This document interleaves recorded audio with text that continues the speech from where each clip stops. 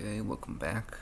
In this video, we're going to be looking at if the Korean Empire from WIHR was in real life. If you don't know what that is, then I don't know why you're here, but it's the series on my channel, inspired by Ada's Pros Wixo series. And the Korean Empire was a thing from like 15 episodes ago now. At its peak, it still does technically exist, but it's clearly just like this much. So, yeah, obviously it's fallen a lot.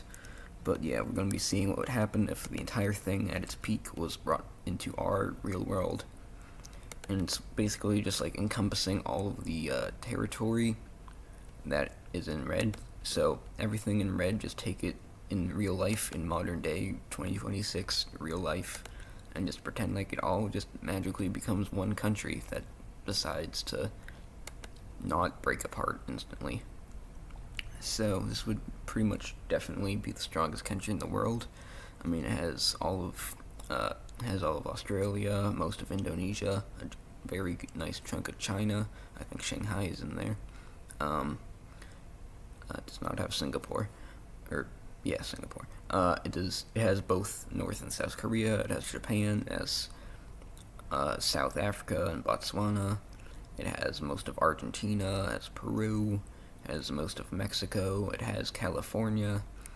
And yeah, so it's almost definitely the strongest country in the world.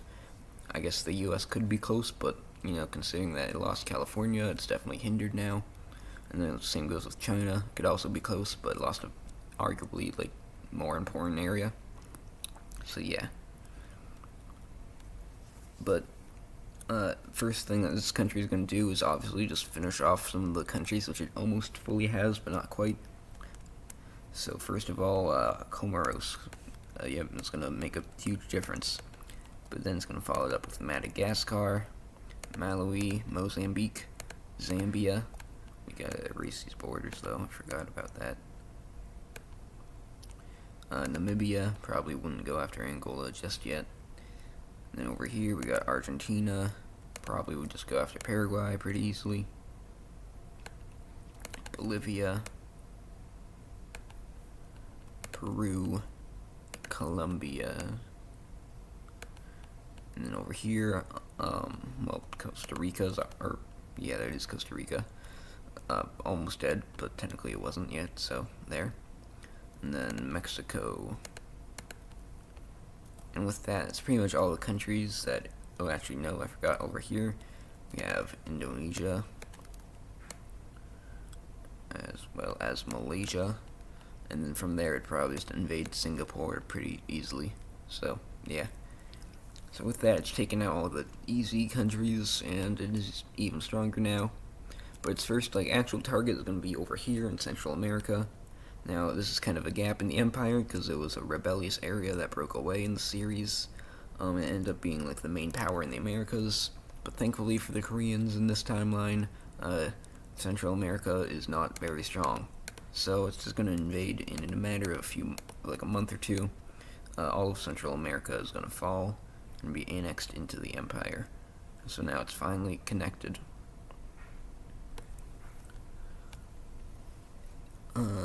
There's only 1, 2, 3, 4, 5, 6 countries in South America, or 7, counting the Empire.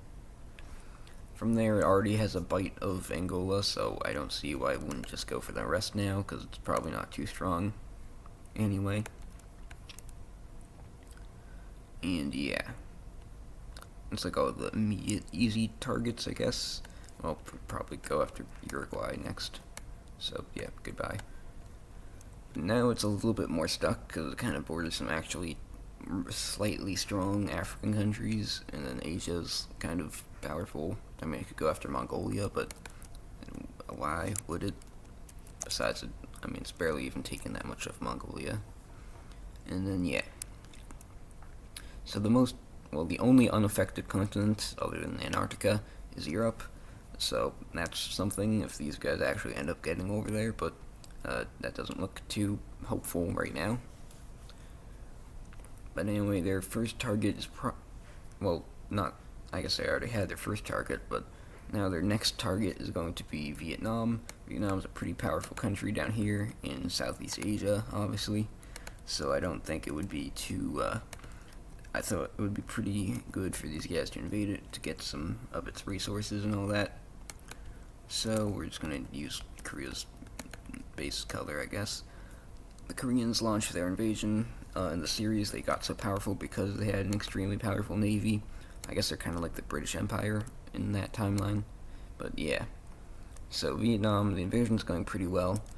But a lot of these other countries kind of see that they're probably going to be next if they don't join in right now. So we have all of Southeast Asia putting their differences aside to join in this fight. And with that, we actually see a pushback in Vietnam because the Koreans were not expecting that. They get isolated to just this area. But then they start filtering in their troops down here into Malaysia. So after these guys make a small push, the full Korean army comes smashing up. And yeah, I don't know what the geography is like here, but they probably lose a bunch of soldiers. But they have so many, they have to be in the billions, I would assume. Would they be in a billion? I don't know, actually. They do have Indonesia and a lot of China, and they'd probably be like, if they weren't a billion, they'd probably be in like 800 million kind of area. But yeah, pretty soon they link back up with their troops back in Vietnam. Myanmar is a mess, so it's just kind of gonna evaporate. From there, we just have this area left, so they start doing their coastal thing again, eventually then completely surrounding the countries. And from there, things aren't looking so good, and these guys completely end up collapsing. So in this peace treaty, believe it or not, these guys are getting fully annexed. And by this point, Korea is probably looking to go for whole entire world domination. So that's something. That's their goal. That's the word I'm looking for. I'll just time. Okay, using my time control powers, this has been made easy. And speaking of things that are going to be easy, they're now going to invade Vietnam. Or, what? Bangladesh, I mean. And now, the reason for doing this is because Bangladesh has about a bajillion people, so that's going to be pretty good for their army and all that. It does make it kind of annoying to invade, but, I don't think this thing is going to really have too much trouble invading anywhere. Except, like, I don't know, the US. But yeah, I mean, even then, they have, like, a giant open plain to run in from, so. But yeah, anyway, Bangladesh, not looking too good. They get cut in half, and then cut in thirds, and then 4, and then 5, and then they die. So, with Korea now having Bangladesh, they now are probably in the billion range. And that is obviously pretty scary, if it wasn't already for these guys. And by these guys, I mean the rest of the world. So obviously a ton of alliances start getting made. And yeah. But one of the few countries that doesn't join any alliance is Yemen, because it's a little bit preoccupied with its civil war right now. And even though Yemen seems like a weird target for the Korean Empire, keep in mind they have literally all of this territory, so it's basically just colonizing for them. So Korea's next target is actually going to be Yemen. They land over on this island I should probably know the name of, but don't. And from there, they start launching their invasion, which goes pretty easily since, like I just said, Yemen is not very stable. So Korea goes ahead and makes a bunch of bases in Yemen, and from there they invade Djibouti and Eritrea, and probably Somalia. And obviously these three countries are not very powerful, and there were some of the other ones that did not join any alliance, so yeah. Ethiopia is now shaking in its little boots. Speaking of alliances, though, we have something that's like even better than alliance, which is that the East African Federation is going to actually form, mostly because the people here are terrified of, Korea. So, is that South Sudan? Yes. Basically, we have, like, all of the proposed member states, are going to end up joining because, they're terrified. But that's just going to leave Korea to keep going into the weak countries that are unstable, such as Sudan, which, I mean, I'll let you guess how that goes. So, yeah. They would go after Ethiopia, but A, they have terrible or they have horrible geography to invade. B, the people there, or B, they have a lot of people, so it's going to be, pretty powerful. And C, it is probably an alliance with, like, the East African Federation and all that. I guess we can do an alliance layer. Copy and paste.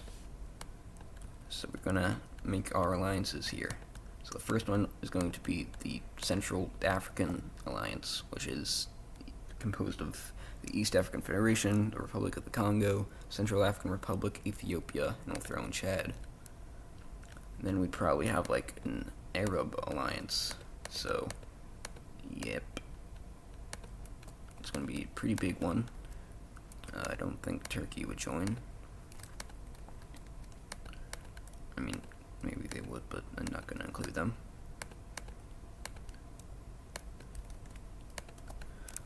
And then from there, we'd probably have like a South American alliance. We, of course, that's French Guiana, so obviously can't really join. From there, obviously NATO exists, and I'd imagine we might see a few more member states join, as everyone thinks that it's the apocalypse now. So, I don't know if Iceland is in NATO, but they're going to be, because they're scared, because Korea could probably colonize them, and that would be a pretty bad for the rest of the world who now has, because now Korea would have a base. And I'm just realizing that I already used NATO's color. I feel like NATO has to be dark blue. I mean, it's NATO, so we're going to go ahead and switch it to dark blue. Shabalanki. Of course, we have like most of Europe. I imagine Ireland would probably finally join, because, once again, they really aren't even like, I guess it is pretty far, but like, yeah, they don't want that. So bloink and skloink, and I'll here. Okay, so once again, using my time powers, NATO has been filled in. Switzerland still doesn't join. Kosovo would, but Serbia would kill them. And then Serbia wouldn't want to, Bosnia wouldn't want to, since they're already, pretty unlikely targets, since one of them doesn't have a coastline, the other might as well not. Hold on, whoa. Okay, and then, hold on a second. No, well, actually, that kind of worked, but oh well. But yeah, we also have Israel joined, so that's amazing. We have Georgia and Azerbaijan. I don't even know if they're allowed in, but I guess they'll make an exception. Switzerland has no reason to join, and, it's Switzerland. Ukraine would join, but then Russia would kill them, and then Belarus is Russia's little buddy, so, yeah, they're gonna stick with Russia. Then over here, we're gonna have, like, this Central Asian Alliance. We're gonna make it dark green, and it's not even gonna have entirely Asian countries, because, look at these buds. I guess Kosovo kind of can't, so, yeah. And then Ukraine, obviously, is still in a weird position, but it's gonna look something a little bit like this. And I actually think we would see India probably join. And then last but not least, we're gonna make this bright red.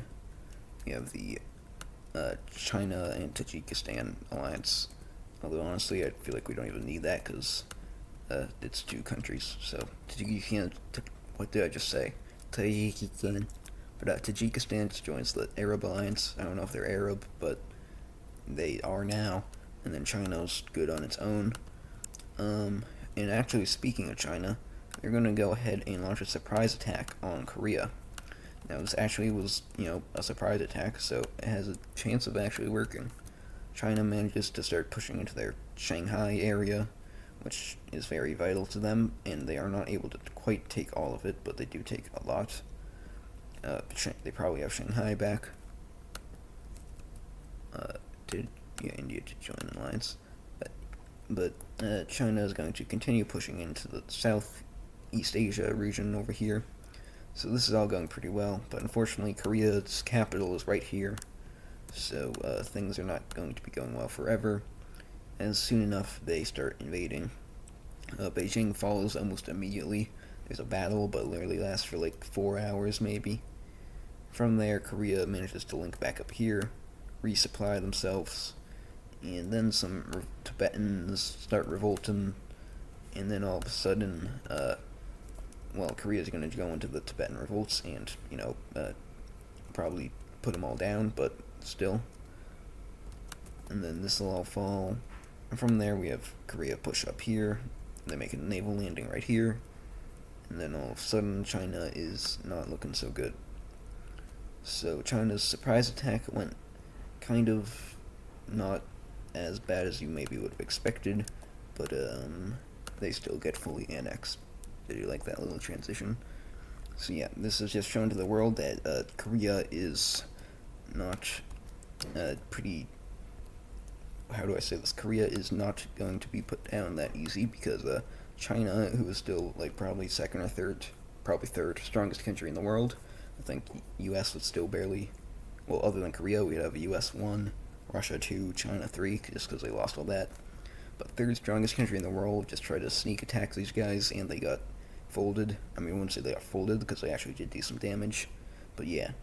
And unfortunately for China, they might have just made Korea unstoppable, because now they have all of China. Now these guys are easily in the billion range. Probably 2 billion. Anyway, Tibet and Nepal made the terrible mistakes of not joining an alliance. Now you might say, but Brady, the fake fat Brady, the Himalayas, they're here, and Korea is going to just bomb them. I don't know, man. And then they get the governments to, they kind of have to force the governments to sign a peace deal, but they do that eventually. And now looking at the map of alliances, there's really just two main. I'm not going to be updating this map that much, but looking at the map of alliances, there's two main areas which still haven't been alliance-ified: the Caribbean and this area of Africa. And yeah, that's pretty good for Korea, who's immediately going to start invading the Caribbean. I feel like I always say Caribbean, but I just happen to say Caribbean this time. But yeah, regardless, they get obliterated. Korea has their amazing navy, and these guys are mostly pretty weak. I guess Cuba is kind of strong, but literally no other remote threats here. Following that, we just have this area of Asia, and so it is all going to be declared war on by Korea. Just gotta do all of this. Bam, bam, bam, bam. Togo and Benin. If we do that, and then we can do this. Yippee. So out of this area, strongest country is definitely Nigeria, so that's where Korea's going first. They immediately make a landing over here and capture Lagos. They also take these islands, then make a landing right up here because it's very close by. And things are now not looking so good for Guinea, who gets eaten. Is that Guinea? I think that's Guinea. But yeah, Korea now pushes up into Cameroon, isolates all that, and takes it. Then make another naval landing over here in Sierra Leone and Liberia, which this is a very weak area, so things are not going to be too difficult here. Take over this entire coast. They take over Cape Verde. And yeah, those two countries capitulate. No, that's Guinea. What's this? Suriname? No, Suriname's South America. I'm confusing myself. Gabon, that's what it's called. See, they're both G countries. But eventually the Koreans meet up their two front lines and completely landlock these guys. Push into Mali and take everything that isn't desert. They kind of just do the same up here, making a big old panhandle. And with these guys now just being reduced to desert, they both capitulate. They now start rolling into Ghana, and Togo, and Benin, and Cameroon, which leaves just Nigeria. It does make a small counteroffensive like this, so that's good for them. For immediately they get obliterated right after. Maybe not right after, but yeah, pretty quick. And so with that, we now see that Korea is going to be eating up all of this territory, and things are not looking so good for everyone else. Hold on once more. And there we go. So yeah, Korea now, pretty big if you ask me. I guess we can slightly update the alliance layer because it's not even, there we go, finally. It's because the borders, oops, bam. I think that worked, maybe. Blam. There we go. So as you can see, Korea now essentially has everything that isn't an alliance. The only exception to this, if we clear up these Russian islands, are Switzerland, Kosovo, and Ukraine.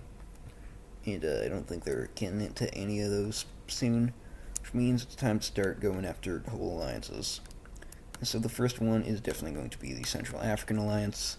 So Korea does not declare war, instead they just launch a sneak attack, as they immediately roll on in to, I would assume, maybe the East African Federation first. So first thing they do, they have one division that, or probably two, that pincer this area, and actually I don't think that's a pincer, but whatever.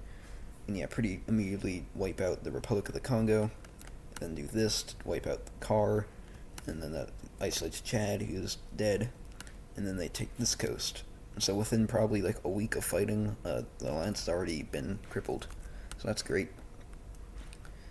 And things start going pretty well as they roll through the East African Federation.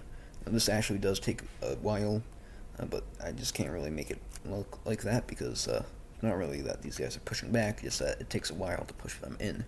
But for months and months, things start going pretty well for Korea, except some of these other alliances are going to start to think that maybe this is their only opportunity.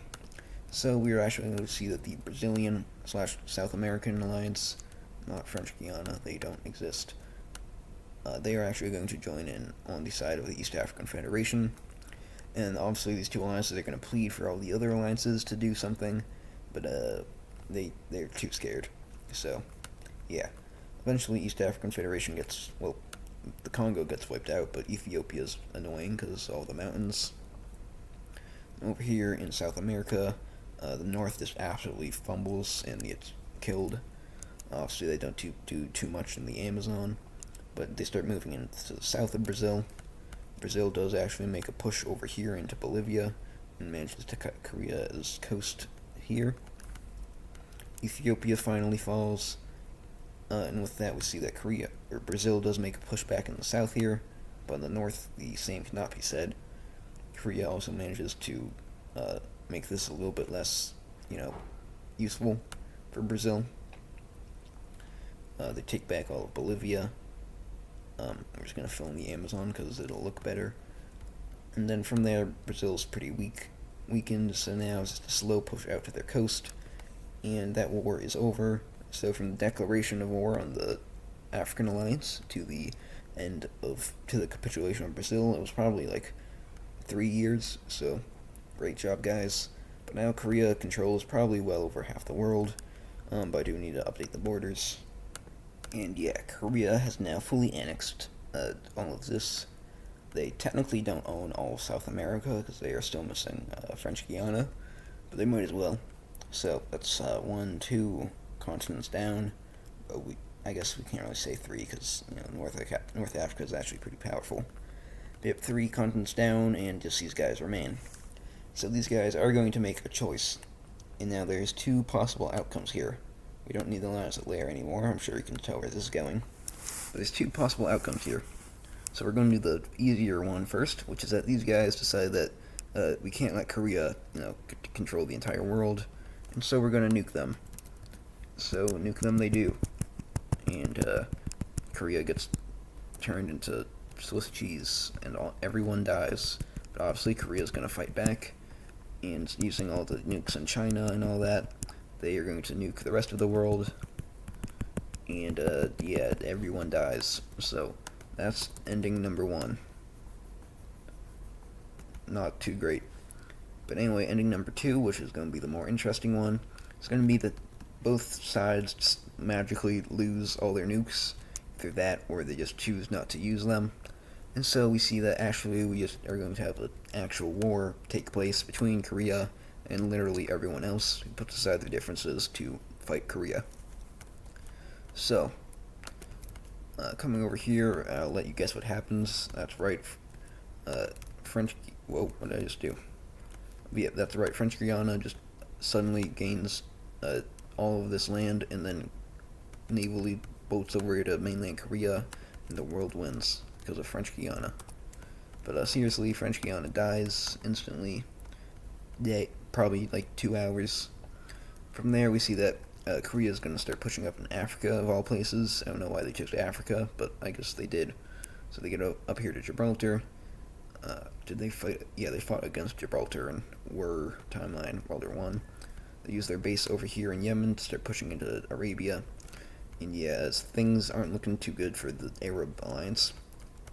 Over here in America, though, Texas is actually doing pretty good, and also, the rest of America. They managed to start pushing out pretty severely, and even managed to capture California. From there, Canada and the U.S. managed to push Korea all the way back to Alaska, and they make some landings in the Caribbean. Over here in Asia, Korea starts rolling through Siberia and Mongolia, as well as the Seven Sisters over here in India.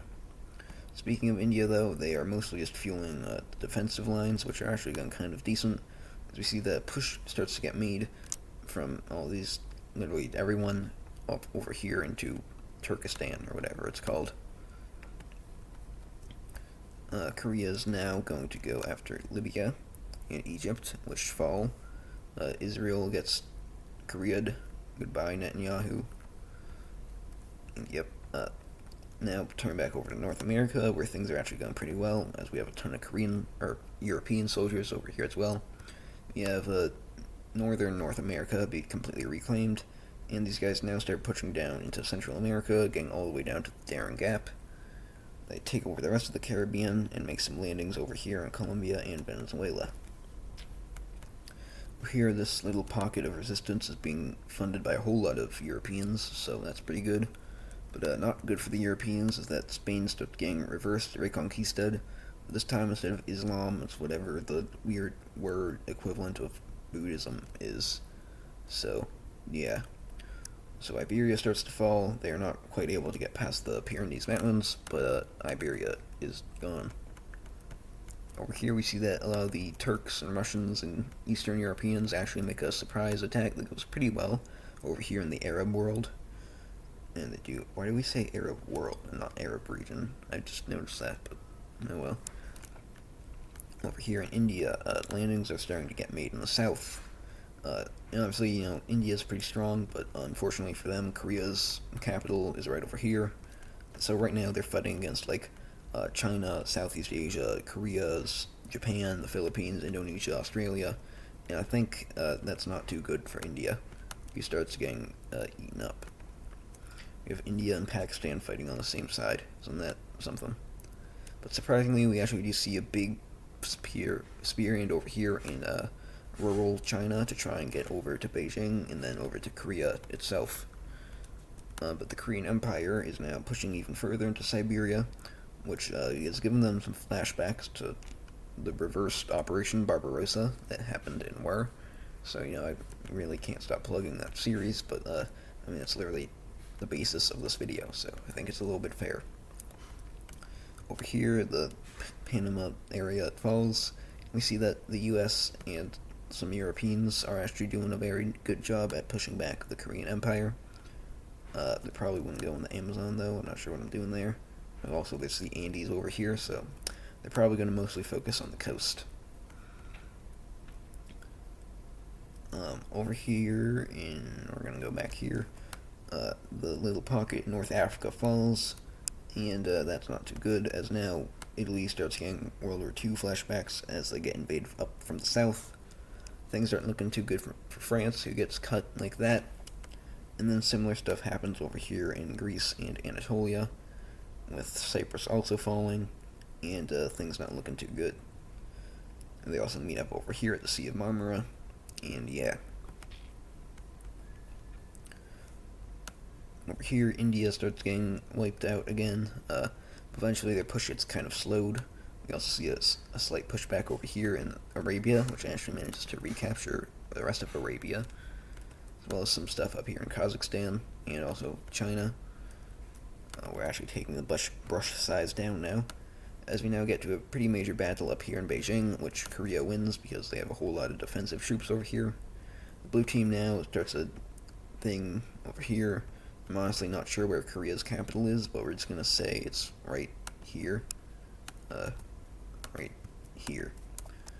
So the blue team starts their naval invasion up here, where they meet at the gates of Korea's capital, and surprisingly, they actually managed to take it. Now, the Korean government has long since fled, but this is definitely a major loss, as they start losing a lot of their core territory. But there is still a lot of defenses over here, so obviously it's not too perfect, especially considering that these guys just got cut off from the rest of the front line. So, yep, it's these guys and their entire sector of the world. Over here, Korea's going to make a big old push down here in Kazakhstan to meet up with the Caspian. That goes pretty well. Start going down the east coast of the Caspian. Or is it still a coast? I guess so. Take over the remnants of the Aral Sea, as well as this one lake, and then they encircle Kazakhstan, and yeah. This area obviously just kind of capitulates because there's mountains. Bangladesh starts getting obliterated, and the rest of Central Asia follows, unless you count like this as Central Asia, but honestly, that kind of seems weird. Afghanistan's pretty difficult to invade. You know, it's a whole notorious thing, so, you know, they don't get immediately wiped out. But over here, Korea makes a naval landing back on Arabia for the 20th time. And they cut right up here. They go across the Strait of, or actually, I think this is the Strait of Hormuz, so. But now they go over the Strait of Hormuz. They take over the rest of Oman. They double spearhead out here to do that. They do not capture the ocean just yet. Then cut off Iran, I think that's how you actually say it, Iran. But they cut off Iran and Afghanistan from the rest of everyone, now permanently, because they're landlocked too. And yeah. Over here, the Middle East starts to fall. So does the Caucasus and Turkey. That's a pretty big loss. But over here, the Europeans are actually, doing a pretty good job at doing this and recapturing their homelands. They even go pretty deep into Iberia. We do see a push get made out in the Balkans, but it's eventually slowed down. Although we do see the Black Sea eventually gets captured. Over here, these guys, unfortunately, they did do a lot of damage, but they are now gone, which leaves just this little pocket, Europe and North America.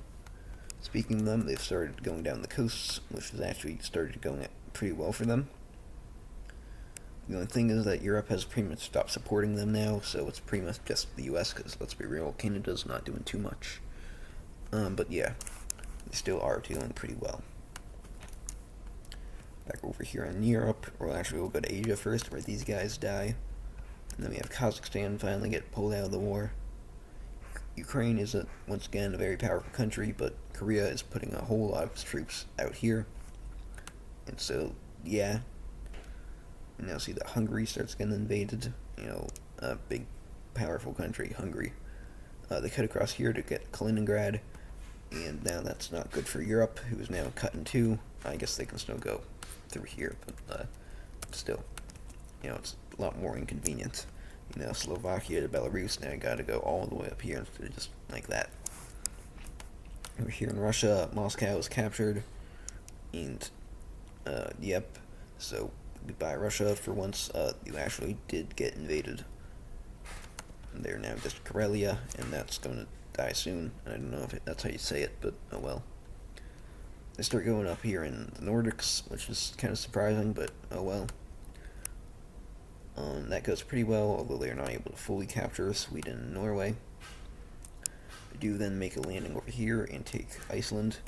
From there, launching over into Greenland and doing some things up here. Over here, we actually see that they cut off a lot of these American troops. These guys still do kind of just balloon out into this thing. But over here, Korea starts to push them back. And they also cut right up here, taking back French Guiana and isolating some more troops. the Americans are going to go ahead and actually do something kind of surprising, which is that they're going to send all their, well, not all, but they send over a lot of their troops over here. They go to do some island hopping, and eventually reach Japan and take Tokyo. From there, Japan falls, and Korea's mainland starts getting invaded again. And also, there's some landings up here. Over in Europe, things are going very slowly for Korea, but still technically they are winning, as they make a lot of naval landings and cut off all the Mediterranean coast. But they really aren't able to go too much further in here. They aren't even able to get out Scandinavia yet. They do make a landing over here in Newfoundland, and yep, goodbye to there. Canada was not prepared for this, as we can tell, and they now go over here along the Hudson Bay, going all the way down here and taking Toronto and Ottawa and all that, and Montreal and Canada. They start moving into New England a little bit, as well as upstate New York and this Great Lakes area, taking all of the Great Lakes for themselves. Over here, they make a landing in Scotland and Ireland and take over Britain, which is a big loss, but it actually took a lot of manpower, so with that, Europe has managed to kind of rebound a little bit for the 20th time again. Over here, these guys finally collapse, but America has managed to kind of do this again. Swoop. Like so. And then, hold on. Back over in Europe, once again, we see that Normandy starts getting invaded in D-Day 2. The lowland countries fall over. Norway, it's actually finally pushed out, as well as the rest of the Nordics. They meet up here, and now things aren't looking too good for Europe. Italy, for this giant, okay, like not even exaggerating, I think this is the 4th time they've invaded Italy, but it happens again. This war has probably been going on for a solid, 20 years, so, it's literally just the apocalypse. But eventually, Europe gets isolated to just this little blob over here. And over here, things aren't looking too good as they capture New York City. And yeah, they start rolling down the East Coast, which is not too great for the Americans. The Koreans also take back Hawaii. From there, going over to California. But over here, the Americans have actually taken all of Korea's heartland, so that's actually something. Kind of, doing the same thing to America, though, as Washington, D.C. is also gone. Now roll up here, and take over the rest of the American coast, like that. I guess technically there's still this, but who cares? Now, go over here and kind of just flood out into the Great Plains or whatever, because there is nothing here to stop them. And yeah, Canada is not going to be lasting too much longer, as they get bombarded and bombed. Over here, Europe finally gives way, although that did once again allow for a slight American rebound, doing all of this. Most of Brazil, or most of South America in general, really, is back. But over here, this little thing is finally getting pushed back, although Korea still does not manage to retake actual Korea.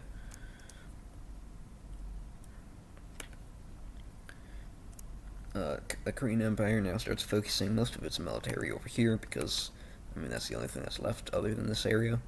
So they take Florida, they take Baja California, they take the Caribbean, they take Central America. Americans get isolated to up there. They make some landings along the coast of South America. They take the entire coast of South America, and from there it completely capitulates after a few years.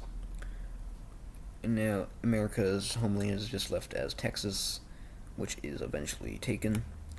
And ironically, the last piece of land that Korea has to take is Korea.